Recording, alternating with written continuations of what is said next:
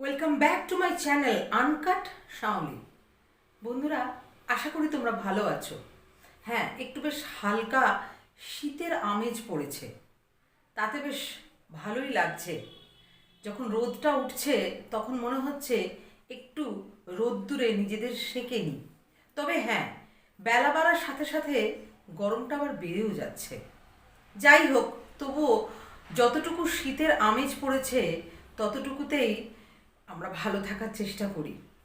যাই হোক, শহর জুড়ে বিভিন্ন রকম অনুষ্ঠানও শুরু হয়েছে, মানে শীতে মেতে ওঠা এরকম একটা ব্যাপার।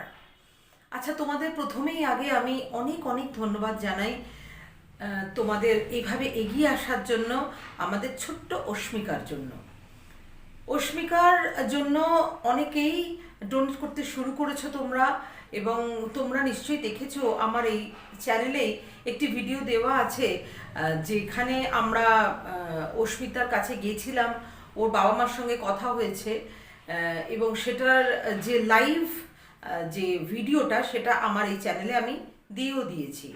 এবং সেখানে যে অনলাইন লিংক দেওয়া আর কি, ইম্প্যাক্ট গ্রুপ যে লিংক, যেখানে অস্মিতার জন্য তোমরা ডোনেট করতে পারবে, অস্মিকার ডোনেশন ফর অস্মিকা সেখানে লেখাই আছে।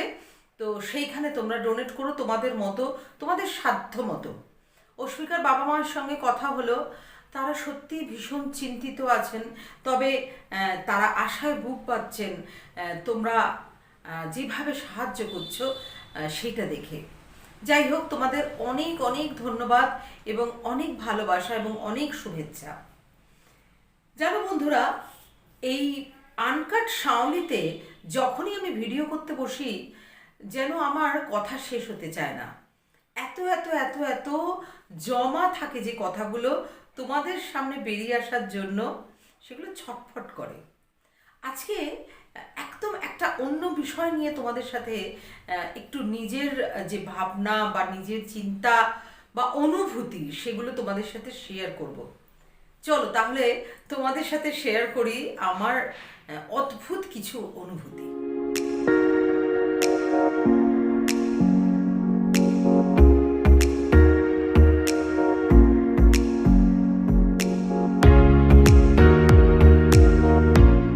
জানো বন্ধুরা, অনেকেই বলে থাকে যে ভৌতিক কিছু অনুভূতি, আসল কথা ভূত বলে কিছু আছে বলে, মানে ভূত নামের কিছু হয় বলে ঠিক আমার বিশ্বাস হয় না।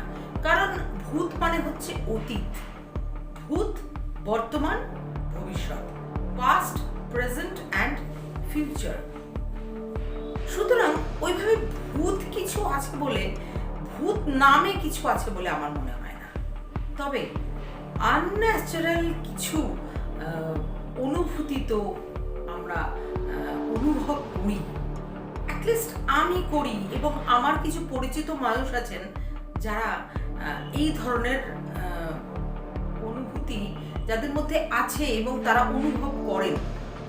আজকাল তো আমি ইউটিউবে প্রায় দেখছি এইরকম প্রচুর আড্ডা হচ্ছে, পডকাস্ট হচ্ছে, যাদের বিষয়বস্তুই হচ্ছে মানে ভৌতিক ব্যাপার, ভূত হচ্ছে যাদের বিষয়বস্তু। না, আমি সেরকম কোনো কিছু মারাত্মক অনুভব করি সেটা বলবো না, তবে হ্যাঁ, যেটা অনুভব করি সেটা সামথিং ডিফারেন্ট। আমার একটা জিনিস তোমাদের কাছে জানার আছে, এবং এই উদ্দেশ্যেই এই ভিডিও করা, মানে তোমাদের সাথে এই আলোচনা করা বা আমার এই ভাবনা শেয়ার করা, যে তোমাদের কাদের কাদের এই ধরনের অনুভূতি হয়। যেমন দেখো, অনেক সময় এই অনুভূতিটা আমার হয়, জানি না তোমরা এটা ঠিক কিভাবে নেবে। হয়তো কেউ একটা পাশে এসে বসলেন, অথবা কারোর একটা নিঃশ্বাস আমার গায়ে এসে পড়ল। অনেক বিদগ্ধ মানুষের কাছে শুনেছি, এবং বিশেষ করে আমরা ছোটবেলায় না একটা ভীষণ বই পড়তাম, মরণের পারে, স্বামী অভেদানন্দর লেখা, এবং সেটাতে বিভিন্ন রকম তথ্য ছিল, এবং সেটা ছোটবেলায় ভয় লাগতো করে, কিন্তু বড়বেলায় সেটা কিছু কিছু অনুভব করতে পারি। আসল কথা কি জানো, আমাদের প্রেতাত্মা, এগুলো সম্পর্কে আমাদের ধারণা ভীষণ কম। আমাদের কিছু একটা অন্ধকারের মধ্যে নড়ছে চড়ছে দেখলেই আমরা ভয় পেয়ে যাই, যার জন্য মানুষ এত ভৌতিক ব্যাপারে আশ্রয় নেয় কারোকে কোনো কিছু বিশ্বাস করাতে চাইলে বা ভয় দেখাতে চাইলে। তবে হ্যাঁ, আত্মার যে অস্তিত্ব আছে এবং যে বিভিন্ন রকম প্যারানর্মাল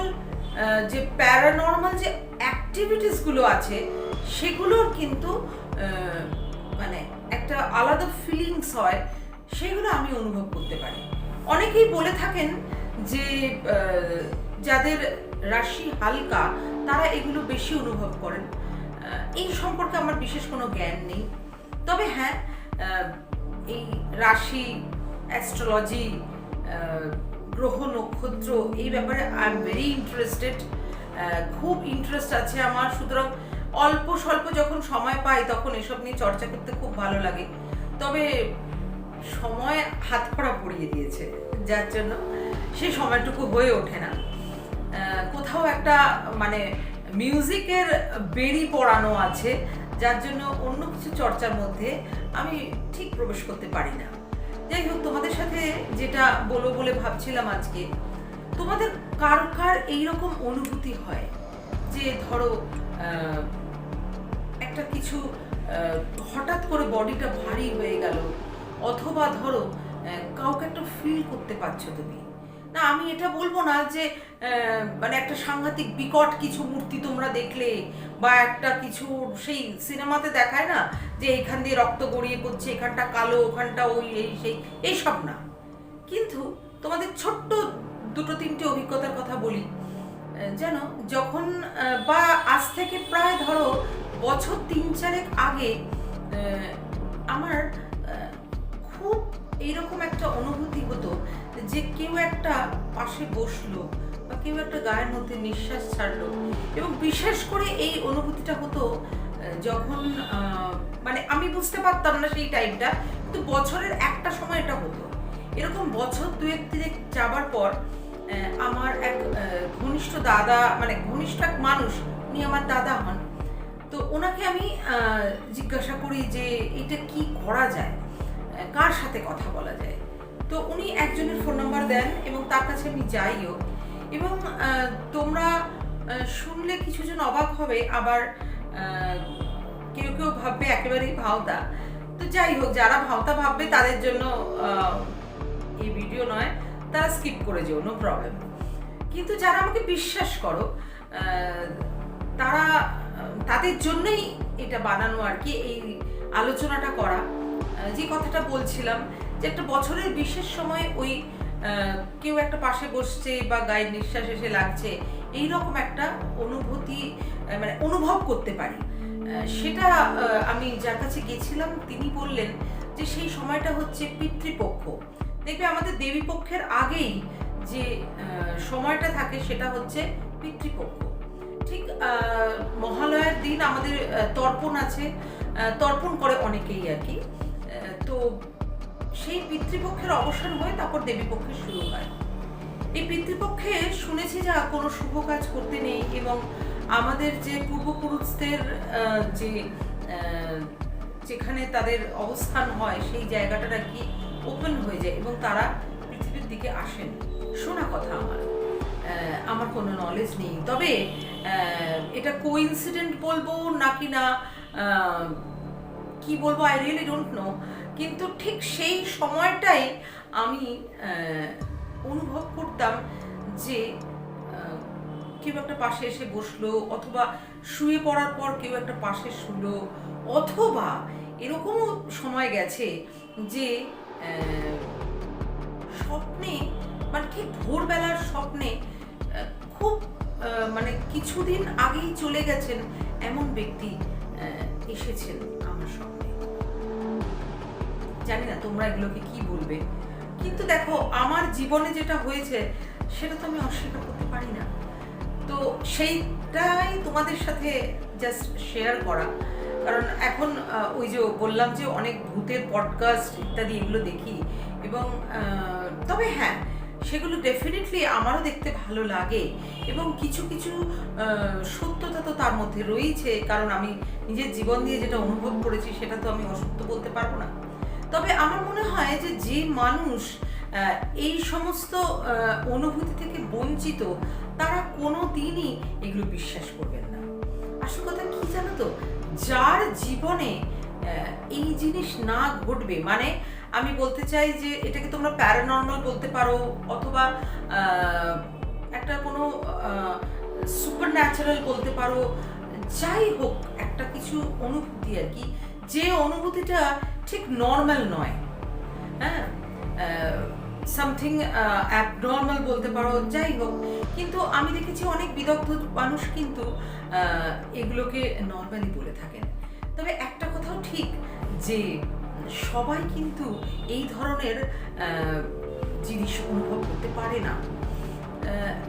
অনেকেই বলে থাকেন যে শুধু তোমরাই পারো, শুধু তোমাদেরই এইরকম অনুভব হয় আর কি। এটা কি বলি বলো তো, সত্যি কথা বলতে এর কোনো উত্তর আমার কাছে নেই, এবং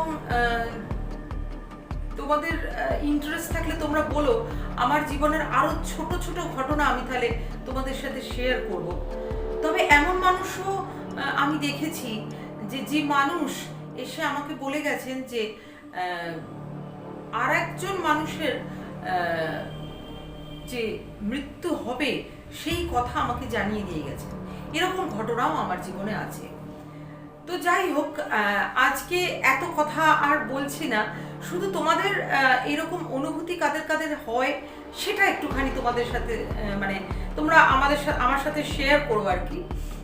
দেখেছো তো ভৌতিক ব্যাপার যখনই উঠছে কথাগুলো কিরকম গুলিয়ে যাচ্ছে। আমি নিজেও এই ভৌতিক জিনিস, এটাকে ঠিক ভূত বলতে আমি ঠিক আগ্রহী নই। আমি বলবো যে এটা একটা সুপার ন্যাচারাল বা প্যারানর্মাল বা সামথিং ডিফারেন্ট কিছু একটা এন্টিটি, একটা এনার্জি। দেখো, এটা যদি তোমরা মানো ঈশ্বরের অস্তিত্ব আছে, মানে সো ঈশ্বর মানে হচ্ছে পজিটিভিটি, তাই তো? সো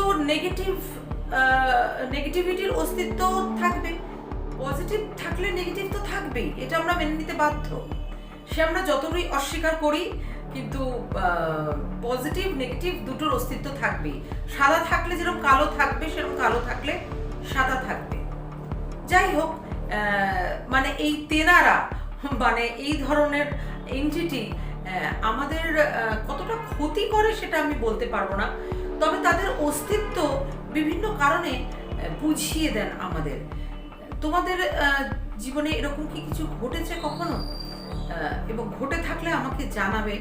এবং তোমরা যদি আমার এই ধরনের আরও আমার জীবনের অভিজ্ঞতা যদি তোমরা শুনতে চাও, এই রকম মানে বিভিন্ন ধরনের প্যারানর্মাল বা ওই অ্যাবনর্মাল বা নট ন্যাচারাল এই ধরনের অভিজ্ঞতা, তাহলে তোমরা কিন্তু আমাকে কমেন্টসে জানিও, আমি তোমাদের সঙ্গে তখন সেগুলো শেয়ার করব।